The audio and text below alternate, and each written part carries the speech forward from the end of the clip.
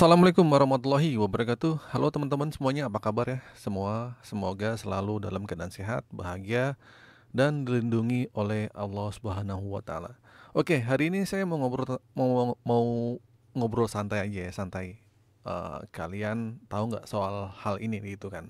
Di sini saya mengangkat sebuah judul yang dimana isi case nih. Siapa yang gagal bayar di isi case atau mau sedang gagal bayar, tolong simak video ini sampai habis.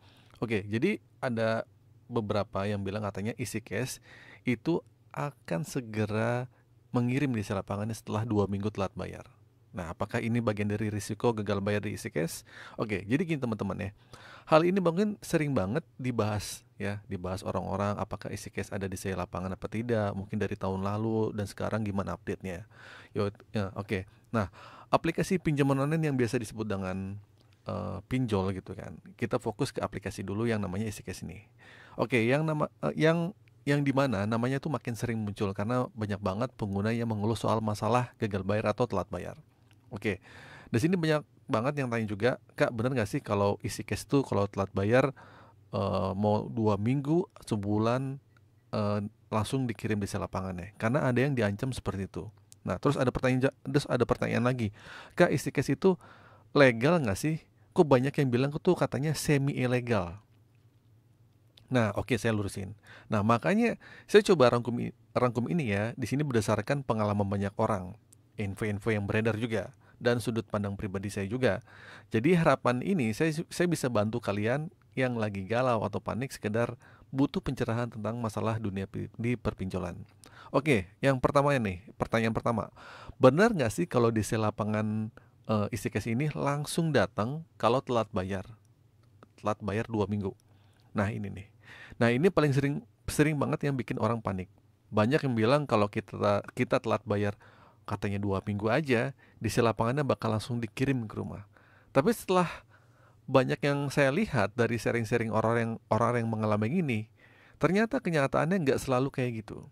Bahkan banyak banget pengguna yang sudah telat bayar selama 1 sampai 3 bulan, bahkan 6 bulan, bahkan setahun, sampai ada yang lebih dari 2 tahun itu belum pernah didatangi sekalipun sama DC lapangan isi cash.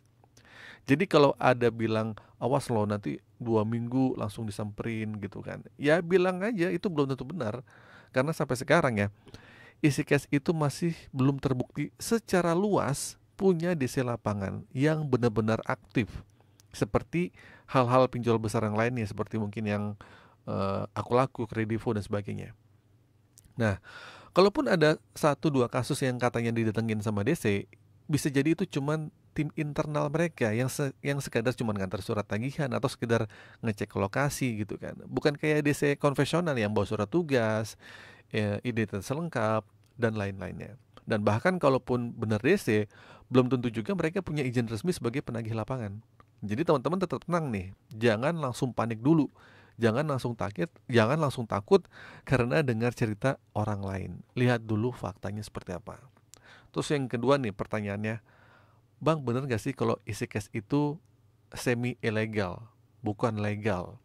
Nah, ini banyak banget nih, dan ini menarik nih. Banyak yang menyebut isi cash itu semi ilegal, semi legal atau apapun, yang penting ada semi-seminya. Tapi sebenarnya status legalitas itu gimana sih? Nah, oke, saya bahas nih. Secara umum, isi cash itu punya izin. Tapi yang bikin banyak orang ragu dan menyebutnya semi ilegal itu biasanya karena cara kerjanya, terutama soal tenor dan jatuh tempo yang sangat singkat. Banyak yang bilang isi cash tuh kasih pinjaman cuman 10 hari. Ya, cuman 2 minggu gitu kan, cuman 14 hari ya. Pokoknya sebulan tuh 2 kali penagihan. Nah, ini tentu beda banget sama pinjol legal yang lain yang kasih waktu tuh 1 bulan atau lebih. Nah, model tenor yang pendek ini mirip banget sama pinjol-pinjol ilegal, ya nggak? Nah, makanya banyak yang jadi curiga. Walaupun punya izin, tapi prakteknya di lapangan bikin orang merasa ditekan. Nah, cepat jatuh temponya juga sama.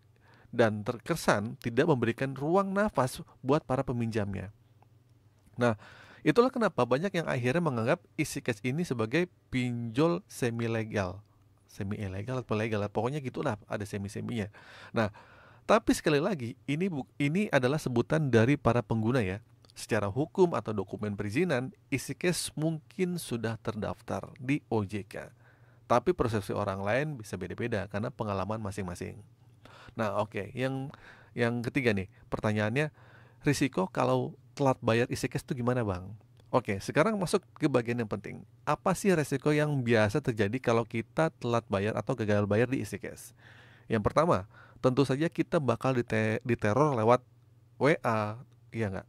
SMS mungkin jarang, tapi WA dan telepon. Nah, ini udah jadi standar penagihan di dunia pinjol, baik legal maupun yang ilegal. Nah, biasanya mereka akan mulai menghubungi kalian tuh berkali-kali dalam sehari. Nah, bicaranya jadi semakin keras nih. Awalnya biasa-biasa aja, makin lama makin hari kalian gagal bayar, itu lama-lama makin kasar, makin tinggi. Nah, apalagi kalau udah telat 1 minggu bahkan dari tanggal jatuh temponya. Terus yang kedua, bisa jadi kontak-kontak di HP itu udah mulai dihubungi atau kondar lah, kontak darurat. Nah, ini tergantung apakah kita dulu saat mendaftarnya memberikan izin akses ke kontak kita atau tidak. Nah, kalau iya, kemungkinan besar itu digunakan untuk menjadi biasanya untuk mengirim pesan penagihan ke orang-orang atau ke kontak kita. Nah, ini jelas bikin malu ya dan tidak nyaman. Terus yang ketiga nih, bisa jadi nama kita itu masuk daftar hitam atau blacklist sistem pinjol. Kalau sudah seperti ini, kedepannya kita bakal susah mengajukan pinjaman di platform lain atau di pinjol lain, terutama yang menggunakan sistem credit scoring digital lah ya, yaitu itu bisa saling terkoneksi. Meskipun katanya ini tidak masuk BI checking atau SLIK OJK seperti bank konvensional, tetapi ini bisa mempengaruhi reputasi keuangan digital kita. Ya karena mereka itu punya pusdafil ya, namanya pusat daftar fintech lending, pokoknya begitu dah. Nah, sekali lagi, sampai detik ini belum ada bukti kuat bahwa isi case mengirimkan desa lapangan secara luas. Tidak, pokoknya desanya random tuh kayaknya sedikit lah, bahkan orang yang bilang katanya ini pinjol ini adem-adem aja, tidak ada desa lapangannya. Kalaupun telat bayar, jangan langsung stres lah buat kalian. Tetap tenang dan coba cari solusi yang pelan-pelan. Oke, terus yang keempat nih, pertanyaan terakhir nih. Jadi harus gimana bang kalau kita sedang gagal bayar di isi cash? Nah, kalau kalian sedang terlanjur gagal bayar, yang paling penting adalah jangan panik dulu, ya nggak? Tetap tenang, tetap waras, tetap sehat. Jangan langsung ambil keputusan buru-buru, kayak langsung gali lubang tutup lubang, cari pinjaman sana sini, atau cari pinjaman ke pinjol-pinjol lain, itu jangan. Itu hanya bikin masalah tambah besar. Oke, langkah-langkahnya mungkin bisa kamu lakukan. Pertama, ya udah cek kemampuan keuangan kalian. Apakah kamu bisa dicicil pelan-pelan atau tidak? Kalau iya, coba hubungi pihak isi cash atau ajukan restrukturisasi atau cicilan. Tapi kadang ini malas, ya udah nggak usah lah. Kadang mereka mau kok nego asal kalian tuh komunikatif. Tapi kalau nggak punya uang sama sekali, ya udah nggak usah nego. Terus mungkin simpan juga semua bukti komunikasinya, chatting-chatting yang di screenshot. Ini buat jaga-jaga kalau suatu saat ada pihak yang tidak manusiawi lah penagihannya. Terus cari support atau komunitas di media sosial, mungkin dengan masuk ke grup WA saya, nanti ada di deskripsi video ini. Nah, banyak grup akun-akun yang bisa bantu edukasi soal dunia pinjol, ya, tentang permasalahan gagal bayar, cara menghadapi masalah gagal bayar. Karena kalian tuh jangan merasa sendirian, ya. Kalian tuh banyak juga orang-orang seperti kalian yang gagal bayar. Nah, selanjutnya juga mungkin solusinya adalah perbaiki keuangan kalian pelan-pelan. Fokus ke pemasukan aja, ya nggak? Kurangin pengeluaran yang nggak penting dan perlahan-lahan bangun ulang kestabilitasan finansial kalian, ya nggak? Jangan gali lubang tutup lubang, jangan berfoya-foya lah gitu kan. Terus apa ya, intinya kalian bisa mengatur uang kalian tidak bocor lagi, jangan membuka hutang baru lah gitu.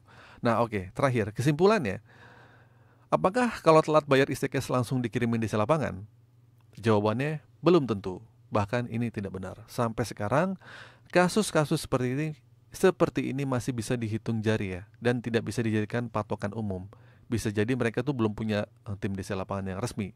Terus soal legalitas, meskipun istiqes punya izin, tapi praktik-praktiknya membuat banyak orang merasa seperti dipinjamkan seperti pinjol semi ilegal. Nah, jadi pelajaran buat kita semua untuk selalu teliti sebelum mengajukan di pinjaman online. Dan buat teman-teman yang lagi galau karena gagal bayar, ingat ya, kamu nggak sendirian. Jangan panik dan tetap berpikir jernih. pelan-pelan cari jalan keluarnya. Insya Allah semua masalah pasti ada solusinya, pasti ada jalannya. Oke, segitu dulu obrolan kita kali ini. Semoga bermanfaat dan bisa sedikit mencerahkan kalian yang masih bingung atau lagi takut. Maaf kata kalau ada salah-salah kata. Akhir kata dari saya, Assalamualaikum warahmatullahi wabarakatuh.